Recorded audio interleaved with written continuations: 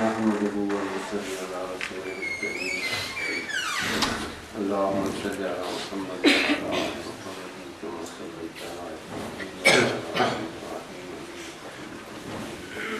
اللهم بارك على محمد وعلى آل محمد كما باركت على إبراهيم وعلى آل إبراهيم إنك حميد مجيد الحمد لله رب العالمين صدق الله العظيم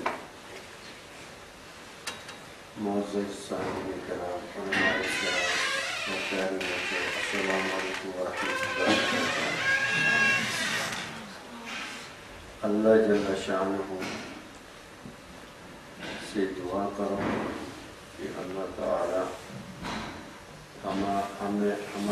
ہماری جو نیت ہے، جس نسبت سے ہم یہاں بیٹھے ہیں، اللہ تعالی ہماری یہ سعی قبول فرمائے اور اس کو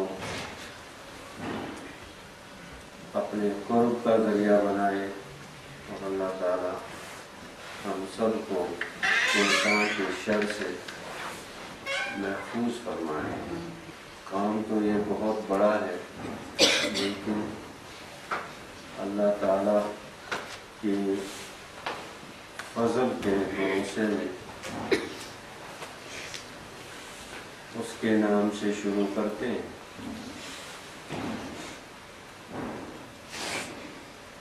قرآن کریم کو اللہ تعالیٰ نے سورہ فاتحہ سے شروع کیا۔ کہاں سے شروع کیا؟ علماء کرام کا کہنا جو آسمانی کتابیں نازل ہوئی ہیں، علماء کرام کا یہ کہنا ہے کہ ان کی تعداد 104 مشہور ہے، قرآن، انجیل، زبور، تورات، اور اس کے علاوہ بھی جو صحف ہے جیسے صحف ابراہیم و موسیٰ، جو صحائف نازل ہوئے ہیں، تو ان کی تعداد 104 علماء کرام نے بیان کی ہے، اور یہ فرماتے ہیں کہ جو 104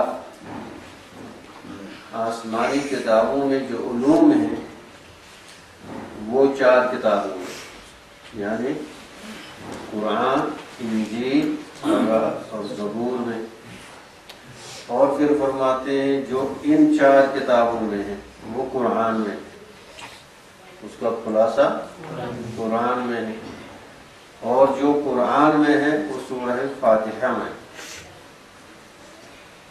یعنی اجمالی طور پر قرآن کریم کے جو علوم ہیں وہ اجمالی طور پر سورہ فاتحہ میں موجود ہیں، اور اس کی تفصیل پھر پورے قرآن کریم میں الف لام میم سے والناس تک، اور بعض کا اس سے آگے بھی یہ کہنا ہے کہ جو قرآن سورہ فاتحہ میں ہے وہ اس کی بسم اللہ ہے۔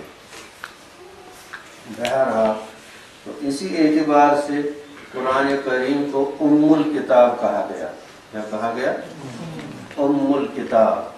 ام یعنی ماں، یعنی یہ سارے علوم کی ماں ہے، یہ سارے علوم کا اصل منبع ہے، اسی لیے اس کا نام ام، کیونکہ اگر آپ دیکھیں گے جو علوم ہیں، علوم میں آپ کو ایک ہوتا ہے علم الاصول، ایک ہوتا ہے، اور جس میں اصل عقائد کی یعنی جو اصول دین ہیں جو بیان کیے جاتے ہیں، اور ایک ہوتا ہے علم الفروع، علم الفروع جو فروعیات دین میں ہیں ان کو بیان کیا جاتا ہے، اور ایک ہوتا ہے علم الاخلاق جس میں اخلاقیات، جی، اور ایک ہوتا ہے علم المعاد، یعنی اس دنیا کے بعد کہاں جانا ہے، اس دنیا کے بارے میں، اس زندگی کے بارے میں، آخرت کے بارے میں،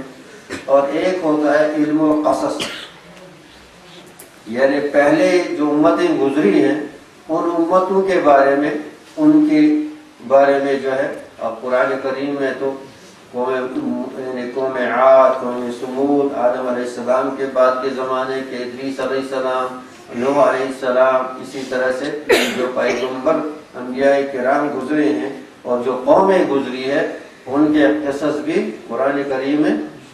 تو یہ سارے علم الاصول، علم الفروع، علم الاخلاق، علم المعاد اور علم القصص یا قصص.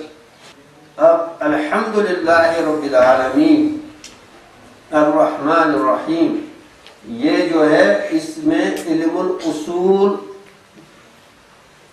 اجمالی طور پر بیان کیا ہے، اور ایاک نعبد و ایاک نستعین عبادات کے بارے میں، فروعات کے بارے میں، اور اسی طرح سے آپ کو قصص غیر المغضوب علیہم ولا الضالین، مالک یوم الدین کس کی طرف اشارہ؟ معاد کی طرف. تو یہ جو قرآن کریم کو ام الکتاب کہا گیا، اس کا نام مثانی بھی ہے. کیا نام ہے؟ مثانی بھی ایک نام ہے. اور اس کے شان نزول کے بارے میں، سورہ فاتحہ کے شان نزول کے بارے میں اکثر یہی ہے کہ یہ 2 بار نازل ہوئی ہے. مکہ میں بھی نازل ہوئی ہے، مدینے میں بھی نازل ہوئی ہے. مدینہ شریف میں بعد یہ تبدیلی قبلہ، اس کے بعد نازل ہونا اس کا وارد ہوا ہے. تو اس لحاظ سے کہ 2 بار نازل ہوئی ہے، اس اعتبار سے بھی علماء مفسرین کا کہنا ہے کہ اس کو کیا کہتے ہیں؟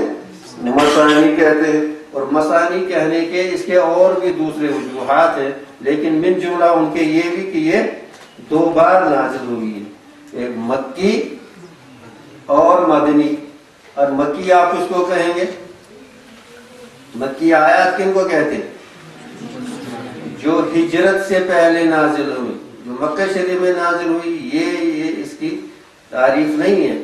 جو ہجرت سے پہلے نازل آیتیں ہوئی ان کو مکی کہتے ہیں، اور جو ہجرت کے بعد، اور ہجرت کے بعد بہت سی آیتیں ایسی ہیں جن کو مدنی کہا جاتا ہے لیکن نازل ہوئی مکہ میں.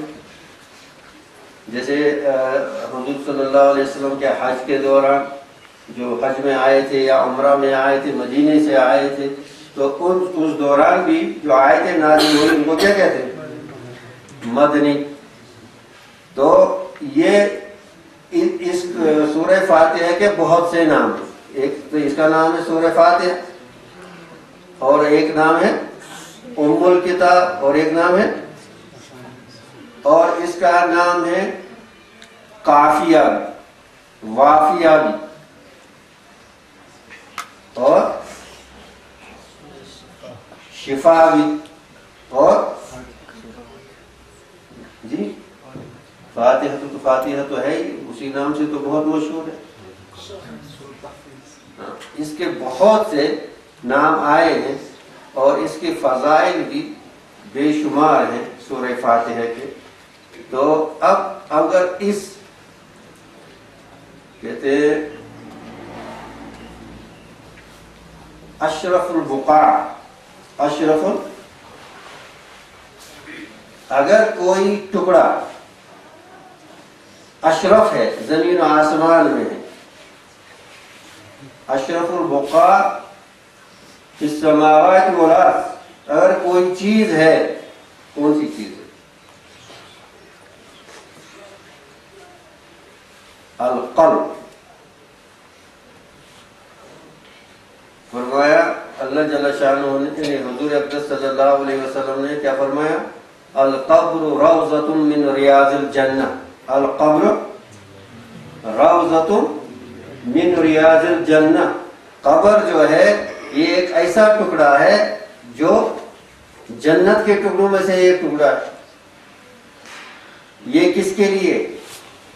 یہ قبر روضۃ من ریاض الجنہ کس کے لیے؟ جی مومن صالح کے لیے، مومن صالحہ کے لیے. تو مومن صالح کی معیت کی وجہ سے، مومن صالح کے ساتھ اس کے تعلق کی وجہ سے وہ زمین کا ٹکڑا کیا بنتا ہے؟ اشرف البقاع بنتا ہے. زمین بنتا نہیں بنتا ہے؟ سمجھے نہیں سمجھے؟ ایک زمین ہے، اب یہ کچھ بھی نہیں ہے. اب ایک مومن صالح اس میں دفن ہو گیا، اب یہ روضۃ من ریاض الجنہ بن گیا، جنت کا ٹکڑا بن گیا. کہ اس مومن صالح کی نسبت اس کے ساتھ ہوگی. اور اللہ جل شانہ کی معرفت اور تجلیات کا ورود کس پر ہوتا ہے؟ قلب مومن پر ہوتا ہے. کس پر ہوتا ہے؟ قلب مومن پر ہوتا ہے. اور جس قلب کی یہ خاصیت ہو وہ اشرف البقاء بین السماوات والارض ہونے میں کوئی شبہ نہیں. سمجھے؟ اب اس جنت کے ٹکڑے میں اب آپ اس روئی زمین میں جو سب سے افضل ترین خزانہ ہے وہ کون سا ہے؟ اس روئے زمین میں افضل ترین خزانہ کون سا ہے؟ وہ قرآن کریم ہے. کون سا ہے؟ افضل ترین خزانہ قرآن کریم ہے. اب آپ تلاوت کرنے شروع جا رہے ہیں. کیا کرنے جا رہے ہیں؟ تو اس خزانے میں اور اس جنت کے باغ میں آپ جانا چاہتے ہیں تو کیسے جاؤ گے؟ اگر آپ کسی جگہ آپ کے پاس کوئی قیمتی چیز ہے اور کوئی آپ اس کے لیے پہلے کیا انتظام کرتے ہیں؟ اس کی حفاظت کا انتظام کرتے ہیں، اس کی سیکیورٹی کا انتظام کرتے ہیں. کرتے نہیں کرتے؟ اس کے حفاظت کا پورا انتظام کرتے ہیں. اور جتنی آپ کے اندر اس چیز کی عظمت اور قیمت ہوگی اتنا زیادہ آپ حفاظت کا انتظام کریں گے. جتنی آپ کے پاس 10 روپیہ ہے تو آپ اس کا ادھر بھی رکھو گے ادھر بھی رکھو گے، اتنی زیادہ اس کی. اگر اب 1000 روپیہ ہے بہت غور کرو گے کہاں رکھیں گے، کیسے رکھیں گے. اگر 1 لاکھ روپیہ ہے، اگر 10 لاکھ روپیہ ہے، اور جتنی قدر قیمت بڑھتی جائے گی آپ کے حفاظت کے انتظامات بڑھتے جائیں گے نہیں بڑھتے جائیں گے. اور اگر قرآن کریم کی عظمت سمجھ میں آئی ہے تو پہلے حفاظت کا انتظام ہوگا. کس چیز کا انتظام ہوگا؟ پہلے حفاظت کا انتظام ہوگا کہ اب ہم اس خزانے میں یا اس جنت کے باغ میں چرنے جا رہے ہیں، کوئی دشمن ہمیں اس سے اچک نہ لے جائے، دشمن ہمیں کیا نہ کر جائے. اور جو بھی القلب، جب یہ انسان کا دل کیا ہوتا ہے؟ مشغول ہوتا ہے بغیر اللہ کے سوا دوسرے کاموں میں، تو اس میں زنگ لگتا ہے. اس میں کیا کرتا ہے؟ اس میں زنگ لگتا ہے. اور جو گناہ انسان کرتا ہے یہ گناہ کیا ہے جی؟ یہ گناہ نجاستیں ہیں. کیا ہیں یہ گناہ؟ کیا ہیں؟ نجاستیں ہیں. ہر گناہ نجاست، یاد رکھو، ہر گناہ نجاست، اور اس سے قلب نجس ہوتا ہے. لیکن قرآن کریم نے کیا فرمایا؟ لا یمسہ الا المطہرون. فرمایا نہیں فرمایا؟ لا یمسہ. آپ نے وضو کیا، آپ قرآن کریم کی تلاوت کے لیے جا رہے ہیں، آپ نے وضو کیا، ظاہری پاکی حاصل کر لی، ہاتھ صاف کر لیے، منہ صاف کر لیا، چہرہ دھو لیا، پیر دھو لیے، پاکی طہارت ظاہری آپ نے، لیکن دل کو تو صاف نہیں کیا. کیا وہاں کی طہارت ضروری نہیں ہے؟ قرآن کریم نے کیا فرمایا؟ لا یمسہ الا المطہرون. تو نہیں چھوئے کوئی اس کو مگر جو پاک ہو. آپ نے کپڑوں کو پاک رکھا، آپ نے اپنے بدن کو پاک کیا، ٹھیک ہے، گندگی دور کر لی، لیکن اندر کی جو گندگی ہے، اب مومن بندے کو کہا گیا کہ فوراً پہلے اب اندر سے پاکی کا انتظام کر لو. پہلے پڑھو اعوذ باللہ من الشیطان الرجیم. کیا پڑھو؟ یہ لفظ، یہ گندگی جو آپ کی قلب پر پڑی ہے اس کو دھو لو پہلے.